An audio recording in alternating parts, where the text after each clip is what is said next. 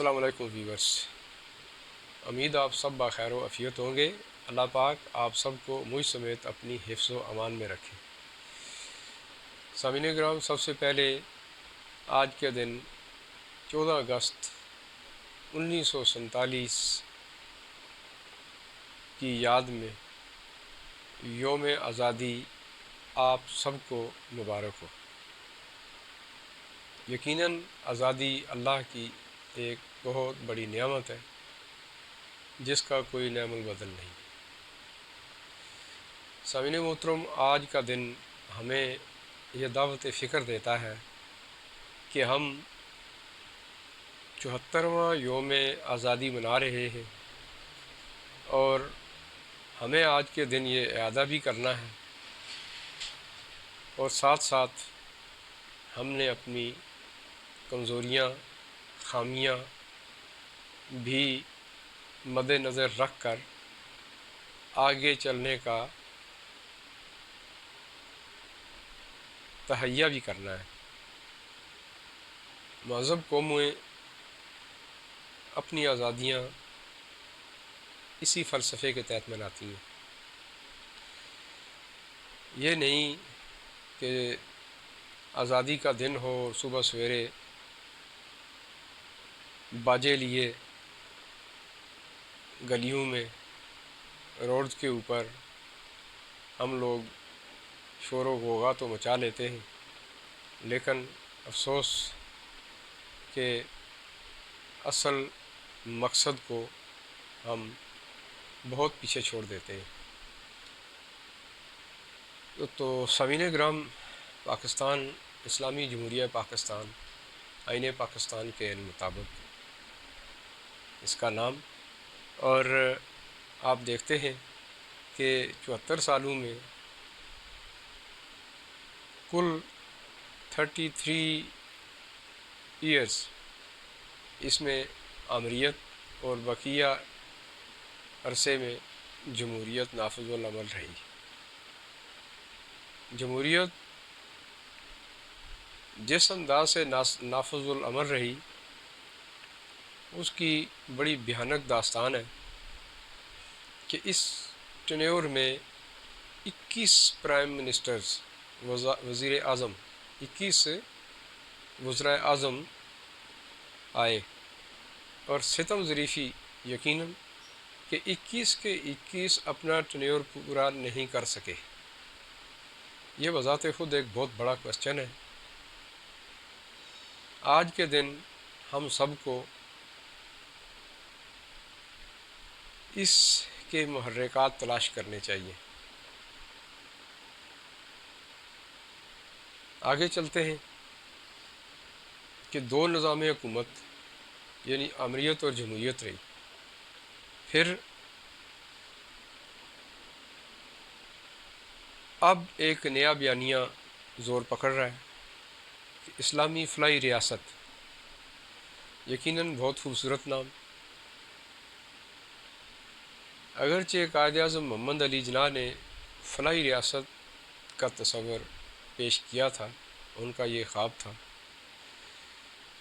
چلے، بہت اچھی بات کہ اس میں اسلامی کا اضافہ ہو کر اسلامی فلاحی ریاست کا سوچا جا رہا ہے، تو یہ تو اور بھی سونے پہ سہاگا ہے۔ آزادی کے بہت سارے مقاصد ہیں، بہت سارے مطلب ہیں، لیکن ہم چونکہ اس وقت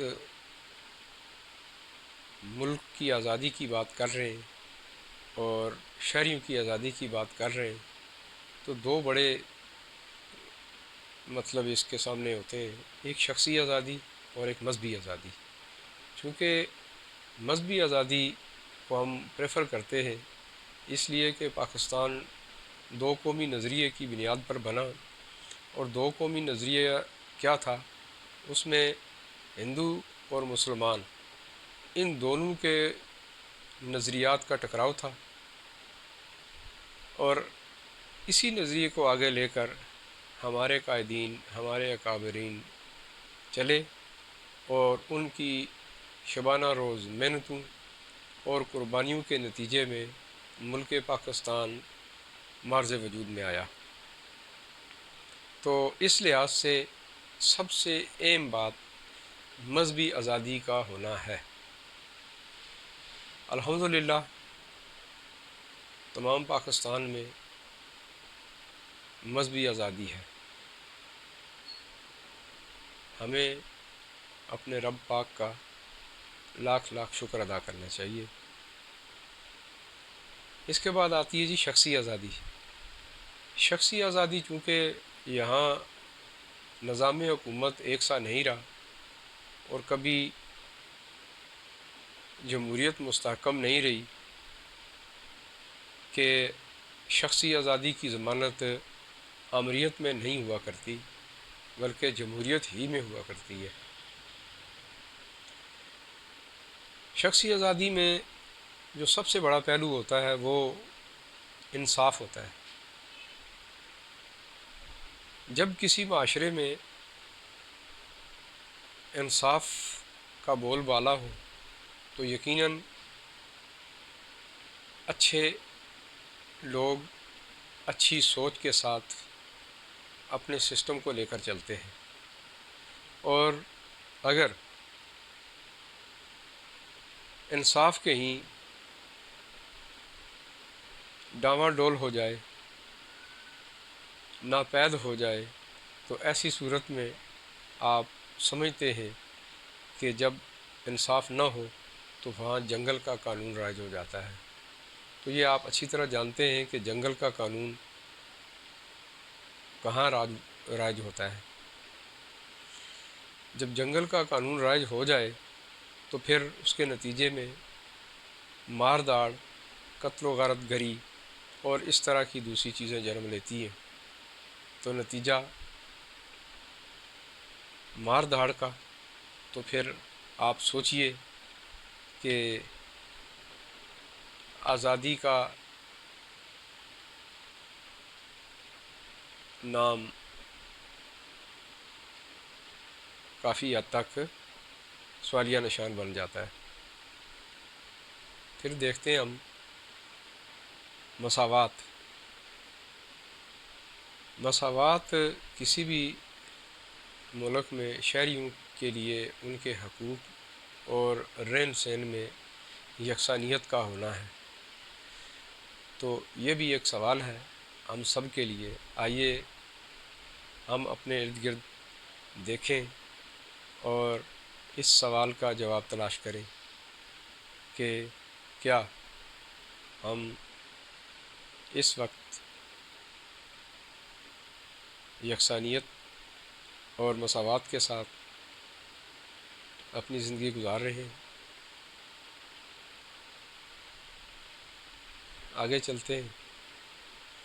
معاشرتی اور معاشی آزادی۔ معاشرتی آزادی اس کا مطلب رہن سہن میں، کاروبار زندگی میں ہم کس طرح اپنی زندگی گزار رہے ہیں۔ تو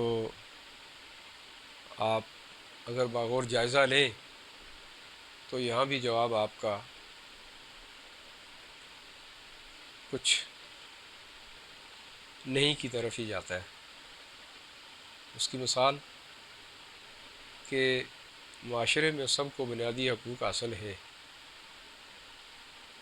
لیکن آپ یہ دیکھ رہے ہیں کہ متمول حضرات کے لیے اور قانون اور غریب عوام کے لیے اور قانون یہاں پر رائج ہے۔ اگرچہ آئین پاکستان میں ایسی کوئی بات نہیں، لیکن کرتا دھرتاؤں نے اور آپ یہ سمجھ لیں کہ جن کا زور چلتا ہے انہوں نے اپنے لیے ایسا ہی قانون بنا رکھا ہے۔ تو یہاں بھی سوالیہ نشان اٹھتا ہے۔ پھر چلتے ہیں جی معاشی آزادی۔ معاشی آزادی اس کو اگر ہم ڈائریکٹ فارم میں لیں تو اس کا براہ راست تعلق دولت کی تقسیم سے ہے، کیوں کہ دولت کی تقسیم یا دولت کا ہونا ہی کسی معاشرے کو اس کے چلنے میں مدد دیتا ہے۔ تو کیا یہاں تمام لوگوں کو یکساں طور پر ٹریٹ کیا جاتا ہے؟ مثال کے طور پہ مزدور طبقہ بمقابلہ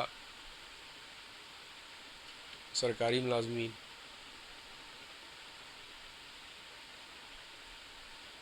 یا نیم سرکاری ملازمین، یا پرائیویٹ اداروں کے ملازمین، کیا ان سب کا جو ایک دن کی مزدوری کا یا تنخواہ کا جو ریشو ہے وہ ایک سا ہے؟ یہ بھی ایک کوشچن مارک ہے۔ آج اس دور میں ایک غریب عوام، ایک مزدور 17 سے 18 ہزار ماہانہ تنخواہ جو حکومت وقت نے مقرر کر رکھی ہے لیتا ہے۔ سوچئے کہ اس مہنگائی کے دور میں اس غریب کا 1 لاکھ روپے لینے والے شخص جو اس کا پڑوسی ہے، اگر ان کا موازنہ کریں تو کیا معاشی آزادی اس شخص کو حاصل ہے؟ تو یہ کچھ سوالات تھے، اگر اس کی ڈیٹیل میں جائیں تو بہت ایک لمبی بحث بنتی ہے۔ زندگی کے اور بہت سارے شعبے میں نے چند اس لیے گن لیے کہ ایک جسٹیفیکیشن بھی لازمی ہے۔ تو سامعین محترم، ہم ڈائریکٹ وے میں چلتے ہیں اور ڈائریکٹ اس طرف آتے ہیں کہ اس آزادی کے دن ہم نے یہ بھی دیکھنا ہے کہ ہمارے پاس پڑوس پر ہمارے مسلمان ملک جو ہے ان کو کس حد تک آزادی حاصل ہے۔ یہاں خاص کر میں ذکر کروں گا کشمیر کا۔ بابائے قوم بانی پاکستان جناب قائد اعظم رحمۃ اللہ علیہ نے کشمیر کو پاکستان کی شاہ رگ قرار دیا۔ زمینی حقائق آپ کے سامنے ہیں۔ اس وقت کشمیر کے حصے بکھرے ہو چکے ہیں اور کچھ کی آگے تیاری شروع ہے۔ آپ سوچئے کہ اس شاہ رگ کو جب آپ خود لہو لان کرتے ہیں یا دشمن اس کے اوپر وار کرتا ہے تو رگیں جہاں جب کٹ جائیں تو جسم پر کیا گزرتی ہے، یہ بھی ہمارے لیے ایک دعوت فکر ہے۔ آج کے دن ہمیں اس کے اوپر بھی سوچنا ہوگا۔ میں انہی الفاظ کے ساتھ، اسی دعوت فکر کے ساتھ کہ ہمارے بڑے، ہمارے سربراہان اس کے اوپر توجہ دیں گے، خواہ وہ حاضر ہیں یا اس کے بعد آنے والے ہیں، کہ اپنی شاہ رگ کو خدا را دشمنوں کے نرغے سے، دشمنوں کے پنجے سے بچائیے، کہ یہ بھی آپ کی آزادی کا تقاضا کرتی ہے۔ اس کے ساتھ ہی میں اپنا ویلاگ ختم کرتا ہوں۔ اللہ پاک آپ سب کو مجھ سمیت ایک بار پھر دعا کرتا ہوں کہ اپنی حفظ و امان میں رکھے۔ اس کے ساتھ ہی اجازت دیجیے، اللہ حافظ۔